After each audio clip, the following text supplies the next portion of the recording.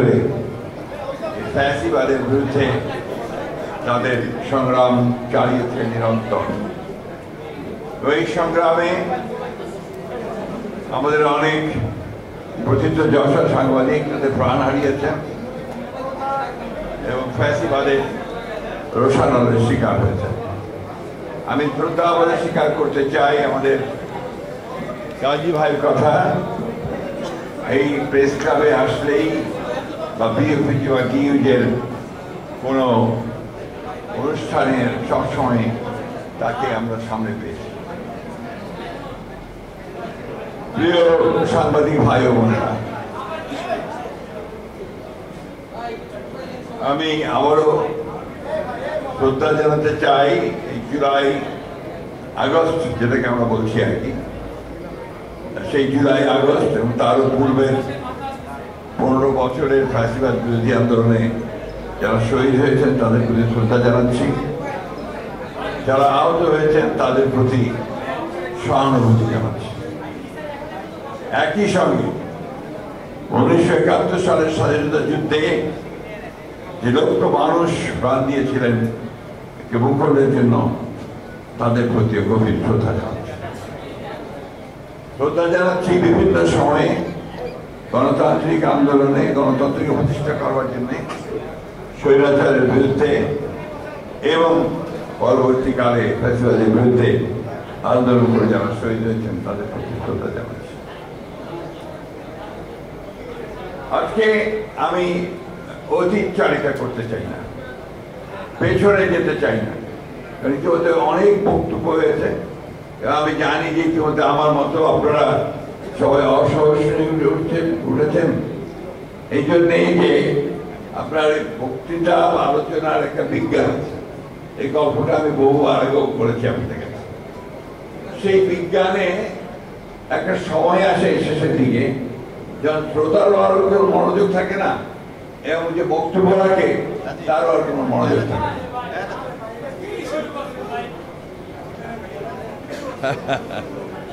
এটা তো চিরন্তন ব্যাপার, যে কোনো অনুষ্ঠানেই আপনারা এটা করতে থাকেন এবং সেটা এখন স্বাভাবিক মেনে নেওয়া উচিত সকলে।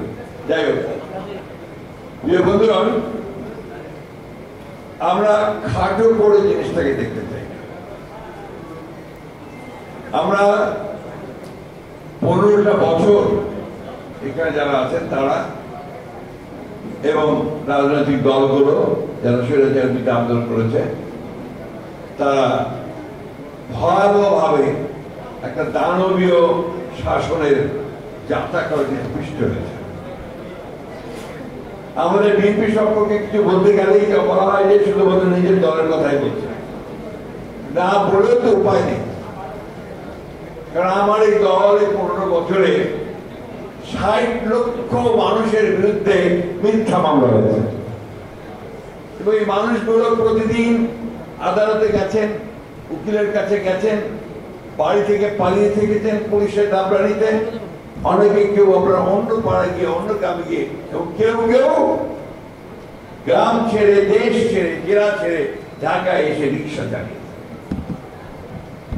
কেউ আমরা হকারের কাজ করেছেন, কেউ বড় বড় বাড়িগুলোতে দারোয়ানের চাকরি নিয়েছেন। এগুলো হচ্ছে একদম বাস্তবতা। আমাদের দলের লোকেরা প্রায় 1700 মানুষ বিএনপি তারা আপনার গুম হয়ে গেছেন, ইলিয়াস আলী সহ ডিসঅ্যাপিয়ার্ড। আমাদের আপনাদের সাংবাদিকদের সেটা পরে আসছি, আমাদের দলের প্রায় 20,000 মানুষকে নির্মমভাবে হত্যা করা হয়েছে। আমাদের নেত্রী দলের চেয়ারপারসন তার বিরুদ্ধে অসংখ্য মিথ্যা মামলা দিয়ে একটা মিথ্যা মামলায় সাজা দিয়ে তাকে 6 বছর কার অন্তরীণ করে রাখা হয়েছে। আমাদের নেতা যারা তারেক রহমান সাহেবকে মিথ্যা মামলা দিয়ে তাকে নির্বাসিত করে বিদেশে পাঠিয়ে দেওয়া হয়েছে। এগুলো সব ঘটনা সত্য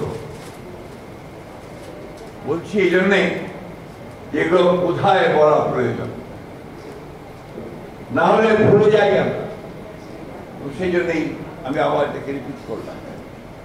আমরা 3 দিন আগে একটা প্রেস কনফারেন্স করেছি। আমার মনে হয় আমাদের সাংবাদিক বন্ধুরা নিশ্চয়ই এই কথাটা মনে করবেন। আমাদের সাবজেক্টটা ছিল যে একটা পত্রিকায় উঠেছিল যে বিএনপি সংস্কারে বাধা দিচ্ছে। এই থেকে আমরা তো সিরিয়াসলি নিয়ে আমরা এটা একটা প্রেস কনফারেন্স করেছি। 1975 সালে যখন আওয়ামী লীগ একদলীয় শাসন ব্যবস্থা বাকশাল প্রতিষ্ঠা করে, তারপরে পট পরিবর্তনের পরে শহীদ প্রেসিডেন্ট জিয়াউর রহমান যিনি রাষ্ট্র পরিচালনার দায়িত্ব প্রাপ্ত হন, প্রথম যে কাজ সংস্কারটি তিনি করেছিলেন তাকে একদলীয় শাসন ব্যবস্থা থেকে বহুদলীয় গণতন্ত্রে প্রত্যার্পণ করেছিলেন, এবং তারপরে তিনি সমস্ত সংবাদপত্রের স্বাধীনতা দিয়েছিলেন। তার আগে 22 সালের সময় মাত্র 4টি পত্রিকা সরকারের নিয়ন্ত্রণে ছিল, সেটা ছিল বাকি সব বন্ধ। তখন আপনাদের অনেক কালিগরা সেদিন বায়তুল মুকাররমে হকারের কাজ করেছে। আপনারাই বলেছেন এসব কথা। উনি করে দিয়েছেন, অর্থাৎ পলিটিক্যাল যে স্ট্রাকচার, সেই স্ট্রাকচারটাকে তিনি ডেমোক্রেটিক করেছেন। অন্যদিকে অর্থনীতিতে, যে অর্থনীতিকে শেখ মুজিব বাকশালী কায়দায় ক্লোজড ইকোনমিতে পরিণত করেছিল এবং শুধুমাত্র তার বসন্তগত লোকেরা সেই অর্থনীতির সুবিধা ভোগ করছিল, এত ভয়াবহ হয়েছিল যে সেদিন দুর্ভিক্ষ হয়েছিল। এবং অমর্ত্য সেন তার বইতে লিখেছেন এই দুর্ভিক্ষ ছিল মানব সৃষ্ট। ইত্তেফাক পত্রিকায় ছাপা হয়েছিল বাসন্তীর ছবি একটা জাল দিয়ে জড়ানো। এগুলো সব পুরনো, বলতে বাধ্য হলাম। আমাদের নেত্রী দেশনেত্রী বেগম খালেদা জিয়া, তিনি 9 বছর দীর্ঘ সংগ্রাম স্বৈরাচারের বিরুদ্ধে, সেই সংগ্রামের পরে তার সরকারের আমলে তিনি সকলকে নিয়ে ঐক্যবদ্ধ হয়ে সংসদীয় গণতন্ত্র প্রবর্তন করেছিলেন। এই বিশাল মৌলিক সংস্কার আমাদের নেত্রী বেগম খালেদা জিয়া, তিনি অন্যান্য দলগুলো এবং জনগণের বিভিন্ন কথার মধ্যে সম্মান প্রদর্শন করে কেয়ারটেকার গভর্নমেন্ট যে বিধান, সেটা তিনি সংবিধানের সন্নিবেশিত করেছিলেন, এবং যেটা বাংলাদেশের একটা সুযোগ সৃষ্টি করে দিয়েছিল গণতন্ত্রের চর্চা করা। এবং এটা সবাই স্বীকার করবেন যে 3টি ইলেকশন সেই কেয়ারটেকার গভর্নমেন্টের অধীনে হয়েছে, সেই 3টি ইলেকশন ছিল সবচাইতে ভালো ইলেকশন। ওকে নতুন একটা সুযোগ একটা সৃষ্টি হয়েছিল গণতন্ত্রকে প্রতিষ্ঠানিক রূপ দেওয়ার এবং অর্থনীতিকে আপনার মুক্ত বাজার অর্থনীতির দিকে নিয়ে যাওয়ার। এই সংস্কারগুলো বিএনপি ভ্যাট আরোপ করেছিলেন আমাদের অর্থমন্ত্রী সাইফুর রহমান সাহেব, প্রচুর সমালোচনা হয়েছে। এমনকি আমাদের ওবায়দুল খান সাহেব, প্রথিত যশোর সাংবাদিক হলিডে পত্রিকায় লিখলেন, হেডলাইন লিখলেন, ওয়ান ম্যান ডেমোলিশেস, অর্থাৎ একটা মানুষ সব শেষ করে দিল। কিন্তু প্রমাণ হয়েছে যে ওই ভিএটি ভ্যাট, এটা বাংলাদেশের বর্তমান অর্থনীতিকে শক্ত জায়গায় নিয়ে আসার পেছনে কাজ করেছে। আমাদের নেতা শহীদ প্রেসিডেন্ট জিয়াউর রহমান, তিনি গার্মেন্টস ফ্যাক্টরি, গার্মেন্টস যে পোশাক শিল্প, সেই পোশাক শিল্পের সূচনা করে হাজার হাজার মহিলার কর্মসংস্থান সৃষ্টি করেছেন। আজকে বাংলাদেশের অর্থনীতিকে দাঁড় করার সুযোগ করে দিয়েছেন। আমাদের নেতা শহীদ প্রেসিডেন্ট জিয়াউর রহমান, তিনি বিদেশে, মধ্যপ্রাচ্যে বিশেষ করে শ্রমিক পাঠানোর ব্যবস্থা করে কর্মসংস্থানের ব্যবস্থা করেছেন। সুতরাং সংস্কার আমাদের মজ্জায়, সংস্কার আমাদের রক্তে, আমাদের জন্ম সংস্কারের মধ্যে। তাই আজকে যদি বলা হয় যে বিএনপি সংস্কার আটকে দিচ্ছে, এটার আমি মনে করবো যে অত্যন্ত অন্যায়ভাবে এটা বলা হচ্ছে। আপনি এবারে আসুন বর্তমান সংস্কারের কথায় আসি। আমরা 2016 সালে আমাদের নেত্রী দেশনেত্রী বেগম খালেদা জিয়া তিনি নিজে প্রেস কনফারেন্স করে ভিশন ফর 2030 এটা ভুলে যাওয়ার কথা না। সেখানে তিনি দ্বিকক্ষ বিশিষ্ট পার্লামেন্টের কথা বলেছিলেন, সেখানে তিনি প্রেসিডেন্ট এবং প্রধানমন্ত্রীর ক্ষমতার ভারসাম্যের কথা বলেছেন, সেখানে তিনি সকলকে নিয়ে রেইনবো নেশন তৈরি করার কথা বলেছিলেন, জুডিশিয়াল ইন্ডিপেন্ডেন্সের কথা বলেছিলেন। আবার পরবর্তীকালে যখন আমরা রিয়ালাইজ করেছি যে এই রাষ্ট্র কাঠামোয় দেশকে এগিয়ে যাওয়া যাবে না, তখন আমরা আবার 2022 সালে প্রথমে বিএনপির পক্ষ থেকে 27 দফা, এরপর যারা আন্দোলন করছিল সকলকে নিয়ে আমরা 31 দফা কর্মসূচি প্রদান করি। নিশ্চয়ই মনে আছে আপনাদের সেই কর্মসূচি প্রদানকে নিয়ে ইতুল কালাম কাণ্ড হয়েছিল। 10ই ডিসেম্বর আমাদের সমাজবাদী পার্টি অফিসের সামনে, সেটা 7ই নভেম্বরই এটাকে আপনার পণ্ড করে দেওয়ার ব্যাপারে সরকার ব্যবস্থা গ্রহণ করেছিল এবং সেদিন মকবুল ওই পার্টি অফিসের সামনে আমাদের স্বেচ্ছাসেবক দলের নেতা, পেশায় সে একজন শ্রমিক ছিল, তাকে পুলিশ গুলি করে হত্যা করে। এরকম অসংখ্য ঘটনা, যে ঘটনাগুলোর মধ্য দিয়ে আমরা বাংলাদেশের রাজনৈতিক কাঠামো, রাষ্ট্র কাঠামো এবং অর্থনৈতিক কাঠামোকে পরিবর্তন করবার সমস্ত প্রস্তাবগুলো সামনে নিয়ে এসেছে। সেই দলকে যদি আপনারা বলেন যে আমরা সংস্কার চাই না, সংস্কার রুখে দিচ্ছি, তাহলে এর চেয়ে বড় সত্যের অপরাধ কি চলতে পারে। এই যে সংস্কার কমিশন হয়েছে, এখন ঐক্যমত্য কমিশন হচ্ছে, প্রত্যেকটা কমিশনের প্রতিটি মিটিংয়ে আমাদের প্রতিনিধি গেছে, ঠিক আছে। আমরা প্রত্যেকটি সংস্কার কমিশনের উপরে আমাদের নিজস্ব ওয়ার্কিং টিম তৈরি করেছি। তারা কাজ করেছে দিনের পর দিন, রাতের পর রাত, দেশের স্পর্শদের নিয়ে, এবং আমরা প্রত্যেকটি বিষয়ে আমাদের মতামত আমরা সংস্কার কমিটিগুলোর সামনে তুলে ধরেছি। এবং কয়েকদিন আগেই সেটা বলেছি প্রেস কনফারেন্স করে যে আমরা কতগুলো বিষয়ের সঙ্গে আমরা একমত, তার মধ্যে দেখা যায় যে ম্যাক্সিমাম বিষয়গুলোর সঙ্গে আমরা একমত হয়েছি। কতগুলো মৌলিক বিষয় আছে যে বিষয়গুলোকে আমরা বলেছি আমরা একদম হতে পারছি না, কিন্তু আমরা মনে করি এটা ভবিষ্যতে যে পার্লামেন্ট আসবে সেই পার্লামেন্টে ডিবেট করে সেই বিষয়গুলো চূড়ান্ত সিদ্ধান্ত নেওয়া যেতে পারে। সবচেয়ে বড় কথা যেটা, যে এই দেশের মালিককে, এদেশের মালিক তো জনগণ। এই দেশের কাঠামো, এই দেশের পলিটিক্স, এই দেশের অর্থনীতি কিভাবে চলবে এই বিষয়ে সিদ্ধান্ত নেওয়ার মালিক তো একমাত্র হচ্ছে জনগণ। আজকে যারা সংস্কার করছেন তাদেরকে আমি স্বাগত জানাই। তারা অনেক বড় বড় চাকরি করতেন বিদেশে, অনেক লেখাপড়া করেছেন, ইউনিভার্সিটিতে পড়াতেন, আসছেন, তারা বাংলাদেশের মানুষের জন্য অত্যন্ত সুন্দর সুন্দর চিন্তা করে সামনে নিয়ে এসেছেন।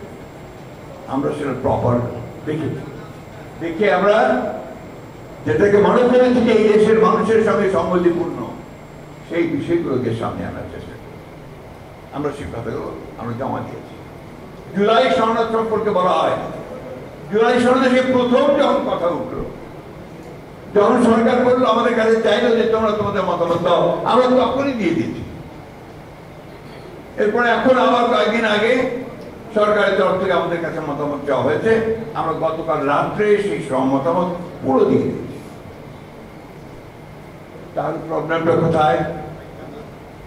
প্রবলেমটা হচ্ছে যারা দেখতে নারী তার চরম পায়। কথাটা বলতে বাধ্য লাগে, কিছু মনে করবেন না। আমি সাংবাদিকদের ভাইদেরও বলবো, আমরা সামান্য লেখাপড়া করেছি, আপনার শব্দের মারপেট করে কোথায় কোন দিকে নিয়ে যেতে চান সেটা বোঝার মতো ক্ষমতা আমাদের আছে। আমরা 3 বার সরকার চালিয়েছি।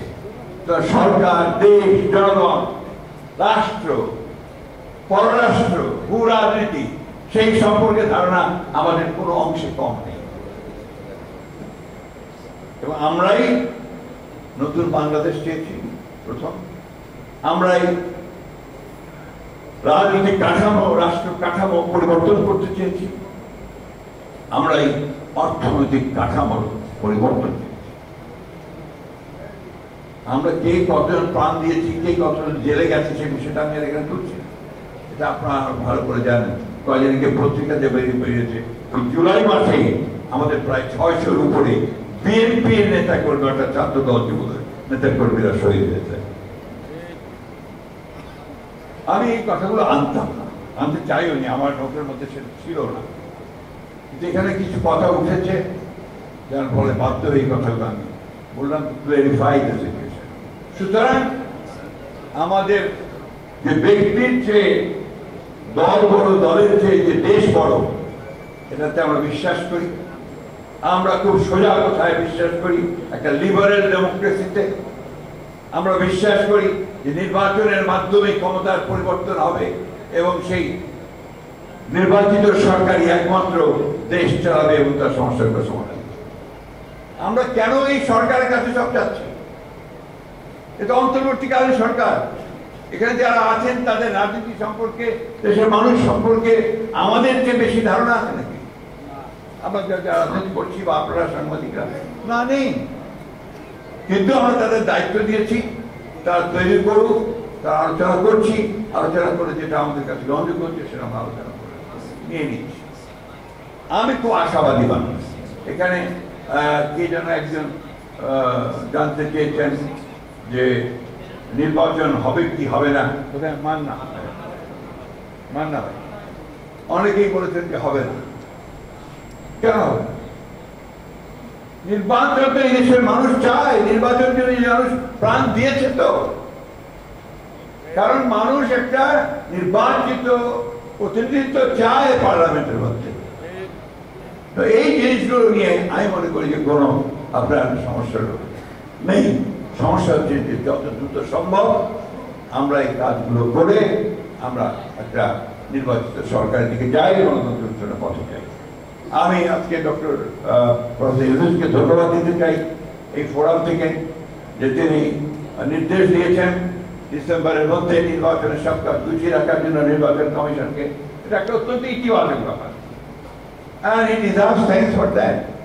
আমরা আশা করবো যে নির্বাচন কমিশন এই কাজটা খুব দ্রুততার সঙ্গে শেষ করে তার নির্বাচনের একটা পরিবেশ তৈরি করবে। আমরা দাবি করছি যে এই নির্বাচনে যেন অবাধ, নিরপেক্ষ এবং সকলের কাছে গ্রহণযোগ্য হয়, সেই ধরনের একটা নির্বাচন যেন নির্বাচন কমিশন উপহার দিতে পারে এবং সেইভাবেই যেন কাজ করে। আমার সাথে একটা কথা আছে, আমরা কিন্তু সমস্যায় আছি, দেশ জাতি বড় সমস্যায়। যুক্তরাষ্ট্র আমাদের উপরে আপনার 35% ট্যারিফ আরোপ করেছে আমাদের পণ্যের উপর। আমাদের যে মূল যেটা আমরা রপ্তানি করি, এই রপ্তানি দ্রব্যটা হচ্ছে R&D, পোশাক। এই পোশাক শিল্পের উপরে যদি 35% ট্যারিফ আসে, তাহলে এই পোশাক শিল্প মাটিতে শুয়ে পড়বে, উঠতে পারবে না। তাতে আমাদের অর্থনীতির যে মেরুদণ্ড, সে মেরুদণ্ডটাই ভেঙে যাবে। এটা অত্যন্ত একটা সমস্যা, বড় সমস্যা। এবং আমি মনে করব যে অন্তর্বর্তীকালীন সরকার তারা কতটুকু এই ব্যাপারে মনোযোগ দিয়েছেন আমি জানি না, তবে আরো অনেক বেশি মনোযোগ দিয়ে সবচেয়ে যোগ্য ব্যক্তিদের এই সম্পর্কে বার্গেন করা নিয়ে তাদের মার্কিন যুক্তরাষ্ট্রের সঙ্গে কাজ করাটা প্রয়োজন ছিল। তো সময় বোধহয় এখনো চলে যায়নি, এখনো সময় আছে এই বিষয়গুলো আলোচনা করে আমাদের ইন্ডাস্ট্রিগুলো বেঁচে থাকে, আমাদের মেয়েদের কর্মসংস্থান যেন নষ্ট না হয়, আমাদের অর্থনীতি যেন ক্ষতিগ্রস্ত না হয়, সেই বিষয়টা তারা অবশ্যই দেখবেন।